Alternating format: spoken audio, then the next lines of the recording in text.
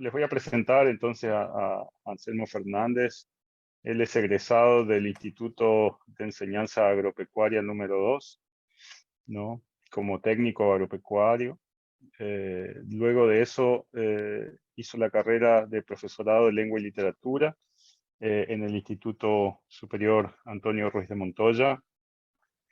Es profesor entonces de Lengua y Literatura y trabaja de tal en el Instituto Intercultural Bilingüe Taiyup-Potú, y también es profesor de Comunicación Intercultural e Integración Curricular en la BOP 117 de la Reserva Hídrica Apu. Esto es muy impresionante para un joven Buyá guaraní, tal como vamos a experimentar con la comunicación con Anselmo. Bueno, Anselmo, es un placer, un honor tenerte aquí. Me gustaría hacerte una pregunta que tiene que ver, bueno, con, por eso justamente este título del conversatorio, que lo hemos puesto entre los dos vasos comunicantes, ¿no? La juventud en Buyá. La primera pregunta es, ¿cómo es ser Buyá guaraní en los tiempos actuales, ¿no? En tiempos en donde muchas tradiciones del pasado del pueblo guaraní están en un proceso de cambio muy intenso. Vos sos muy joven y entonces te quería preguntar por esta experiencia y qué diferencia ves con la generación de tus padres y tus abuelos. Tenés que prender el micrófono.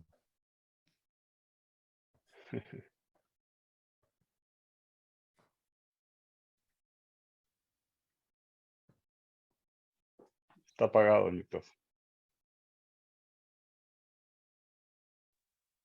Ahí está. Ahí, bien. Sí, Bueno, con respecto a tu pregunta, no sé si se escucha ahora. sí, sí. Bien, creo que ser Buyá hoy en día es mucho más complejo de lo que pensamos o de lo que vivimos nosotros, que muchas veces no estamos enterados de esto, porque actualmente las realidades son muy diversas dentro de las comunidades y dentro de nuestra cultura. No solamente por el tema del mestizaje, sino también por las mezclas de ideas y de las religiones, que son uno de los puntos más fuertes que existe en nuestra realidad como pueblo Mbuya. ¿Por qué hablo de religiones? Porque justamente en el contexto actual hay varios Mbuya que se fueron cambiando en otras religiones, fueron dejando de lado lo que es la forma tradicional, nuestra forma espiritual, dejaron de lado y bueno, se convirtieron en otras religiones, tanto en el catolicismo como en el evangelio y bueno, otras ramas de lo que es el cristianismo. Y por otro lado, también las ideas que surgen, no solamente desde nuestro contexto cultural, sino también del contexto de afuera. Entonces, constantemente hay un cambio, un proceso bastante importante y bastante rápido. Entonces, ser un Buda hoy en día creo que nos encontramos en esas diversidades de realidad en nuestro propio contexto cultural. Uh-huh. Y dentro de este contexto tan diverso, tú has mencionado también al contexto externo a la sociedad guaraní. ¿Cuáles son las diferencias principales entre un guaraní y digamos así, un criollo no guaraní, un yoruba, digamos, como dicen ustedes? Sí, nosotros decimos Yoruba a lo que no son justamente en guaraníes. Y una de las diferencias principales es justamente el tema del territorio, porque para nosotros el territorio no es simplemente una parcela, sino que todas las formas de vida que tenemos nosotros, incluye todos los tipos de conocimientos y la sabiduría. Entonces, en ese territorios, todos son comunitarios, no existe algo que son privados. Entonces, todos compartimos, incluso las parcelas que tenemos hoy en día. Digo parcelas porque son muy poquitos las partes de tierras que en algunos momentos se fuimos recuperando, Entonces son todos compartidos, no hay ninguna cosa que sean privadas. Entonces nosotros dentro de las comunidades vivimos de formas bastante libres, digamos, o sea que nadie tiene en su propiedad lo que se adueña, digamos, de lo que hay en la comunidad. En cambio, los Yoruba tienen todas las cosas son privadas y además se tienen que pagar todo, digamos, el alquiler, todo lo que es que tengas que ver con las cosas que tienen, por ejemplo, la luz, el agua, todos se pagan en el contexto yoruba. En cambio, nosotros no. Este, Siempre tratamos de mantener esas formas de vida en donde no intervenga tanto las partes económicas. Entonces, por ahí, eso es uno de los puntos principales, digamos, la diferencia que existe entre nosotros y los yoruba. Y otra cosa importante tiene que ver también el libre acceso a las comunidades, porque como bien saben ustedes, que nosotros, dentro de las provincias de Misiones, hay muchas comunidades. Y yo como Mbuya, en algún momento puedo trasladarme tranquilamente en otras comunidades con todos los beneficios que tengo, ¿no? A mi disponibilidad, ya sea para hacer mi casa o para tener otros servicios básicos que me corresponden como humanos, digamos. Entonces, eso también es diferencia. Este, yo no sé si en otras culturas, en otros contextos sean iguales a nosotros, pero tenemos esa libertad, digamos, de trasladarse de un lugar a otro, en este caso entre comunidades. Antes era todo en el territorio, ahora es entre las comunidades. Y otra cosa que tiene que ver también con el lenguaje. Todos, hasta el momento, hablamos en Bria.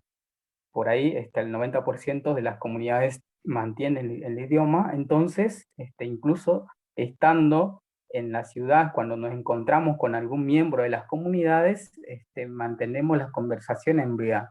En ningún momento hablamos en castellano. Quizás algunas personas que están más acostumbradas o quizás todavía no tiene la fluidez en BA o que simplemente están acostumbrados a decir más en castellano algunas cosas, bueno, solo esas personas por ahí hablan en castellano entre ellos, entre los BA, estando dentro de la ciudad. Y si no, es normal, digamos, tanto en el colectivo, en los terminales de ómnibus, en las escuelas, en las instituciones, en los hospitales, en todos los lugares, siempre hablamos en el mismo idioma. Entonces eso también es diferencia, digamos. Por lo menos de mi parte, nunca cambié esas habilidades. Muy bien.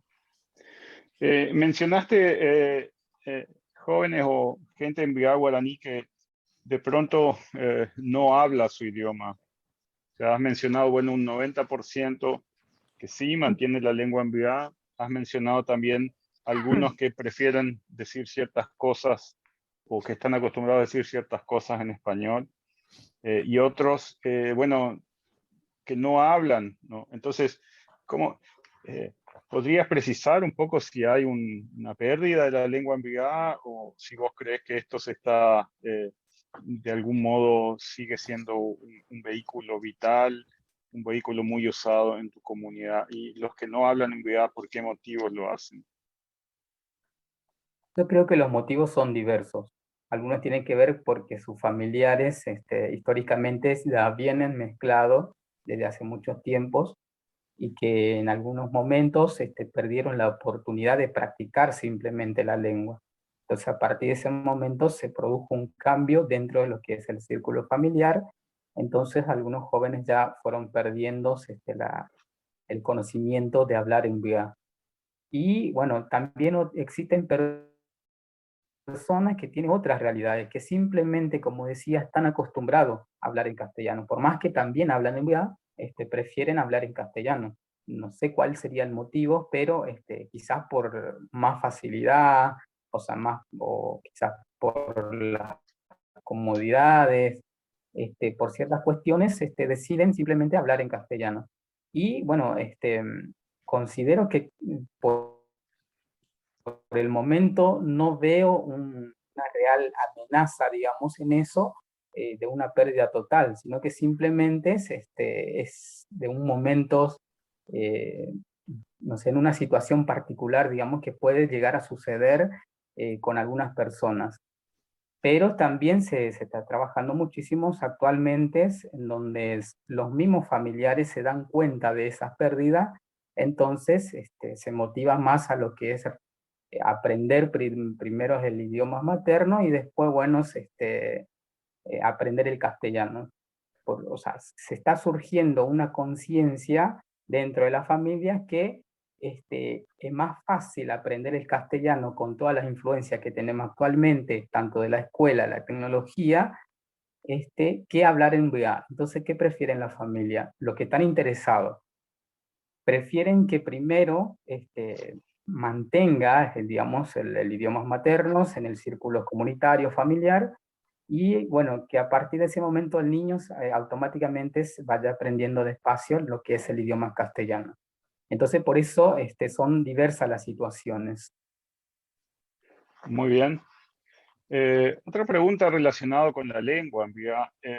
Los que nos acercamos a la cultura guaraní desde afuera, desde los libros, de pronto nos hemos sentido fascinados por este idioma religioso y los que estudiamos también la lengua guaraní vemos una semántica muy compleja vinculada con la esfera de lo sagrado. Entonces, ¿cómo ves vos la lengua enviada o esta concepción espiritual o esta cosmovisión que hay en la lengua enviada? Yo creo que hablando actualmente, y como siempre hablamos de lo que es la parte intercultural, a mí me parece muy bien que la gente de afuera también puedan empezar a estudiar, a entender un poco lo que es nuestra cultura. Tanto el idioma, las formas de vivencia, hasta incluso lo que nosotros consideramos lo que es la parte espiritual, lo que es la parte íntima, quizás de los conocimientos y la sabiduría. ¿Por qué? Porque justamente considero que a partir de ese estudio, a partir de ese conocimientos, tengo la esperanza de que haya más respeto hacia nuestra cultura. Con esto quiero decir que también aquellas personas que se acercan de algunas maneras para estudiar, para entender un poco la cultura, que sean simplemente, que queden en el plano personal, digamos, como un conocimiento, como una experiencia más, digamos, para su persona, y no para difundirla con una intención quizás de algunos beneficios económicos o materiales. Eso creo que desde el principio es de los que nosotros tenemos tanto miedo, nosotros los MBA. No porque no queremos compartir el conocimiento, no porque mezquinamos lo que es nuestro, sino simplemente por el miedo a que se difunda con otras intenciones. Pero como digo, ¿no? Desde el plano muy, muy personal, considero que es muy importante que se vayan conociendo más todo lo que es nuestra cultura y nuestra lengua, porque a partir de ese momento también va a surgir lo que es la verdadera interculturalidad, porque pienso mucho, ¿no? Y de decirlo, nosotros como MBA tenemos el derecho de aprender y de hecho estamos aprendiendo muchísimas cosas, no solamente de la lengua, sino el contexto, de todas las ideas que están, que son diversas en el contexto yoruba. ¿Por qué los yoruba no pueden tener ese mismo derecho de entender lo que es nuestra cultura?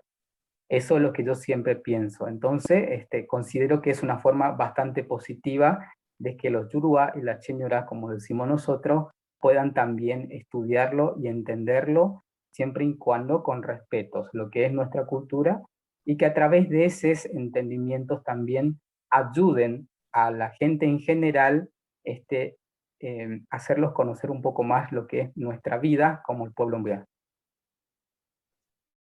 Muy bien. Anselmo, te presentaste como Cuaraú. ¿Puedes explicar a los que estamos aquí qué es tu verdadero nombre, según tus palabras?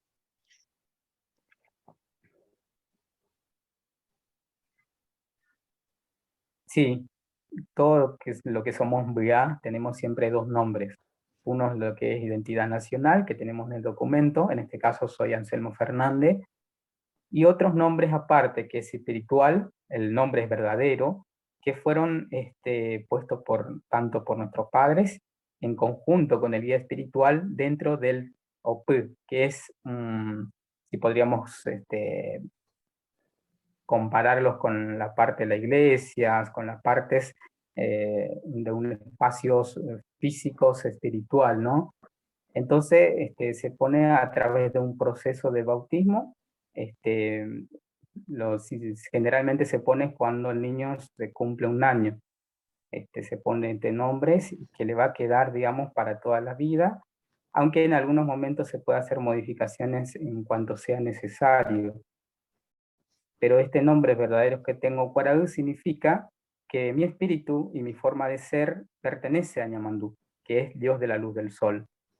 En nuestra cultura es politeísta, hay varios dioses, entre ellos está Ñamandú, que es justamente quien me protege a mí, tanto la parte humana y también la parte espiritual, que muchas veces en las explicaciones se suele coincidir, ¿no? La característica de las personas. Entonces, siempre mi madre dice que Ñamandú, como Dios de la luz del sol, es alguien incansable, que por eso viene días tras días a iluminar las tierras y que además tiene una característica de ser abierto, alguien flexible, alguien que está dispuesto a entender a las demás personas, alguien que está dispuesto a tener nuevas experiencias, también las aventuras de entender a las personas. Entonces, según mi madre, coincide con la personalidad que tengo. Así también coincide las personas que tienen otros nombres y que su espíritu dependen de otros dioses que en la mayoría de los casos también coincide con sus características, tanto la parte personal, espiritual, con el Dios, con nuestros dioses. Muy bien. Y te hago una última pregunta para pasar la palabra a los compañeros aquí. Anselmo, sos un gran lector de literatura, te encanta la literatura argentina, latinoamericana, eh, y también conoces las tradiciones, bueno, literarias o la oralitura de tu pueblo guaraní. ¿Qué, ¿Qué balance harías de los dos discursos, ¿no? Del discurso literario de la tradición, por así decirlo, occidental y la tradición eh, literaria, oral de la cultura guaraní? Yo creo que la forma de leer lo que es la literatura, leer en sentidos de analizar, de comparar con tanto las literaturas con la realidad, es más o menos parecido. Por la experiencia de mis padres, que desde niño, él conoce mucho de la literatura ambuya, entonces siempre contaba lo que es el relato de Ñamandú y Yaché, que justamente se trata de estos dos dioses principales, que es Dios de la luz del sol y Dios de la luz de la luna. Contaba siempre como un proceso, digamos, de cómo ellos fueron creciendo a medida que avanzaba el relato y comparaba con la realidad de la vida humana. Entonces nos enseñaba también de cómo crecer, nos daba otras educación, digamos, otros tipos de educación para que nosotros podamos ir creciendo como personas. Entonces, justamente este relato en particular tiene una característica de entre, como se dice, entre juegos y la parte espiritual. Es una mezcla, digamos. Entonces, la lectura que él hacía es similar a lo que se estudia en este caso, en mi caso particular, en la formación docente. Es lo que hacíamos. Por ejemplo, uno de los libros más importantes para mí, El Quijote.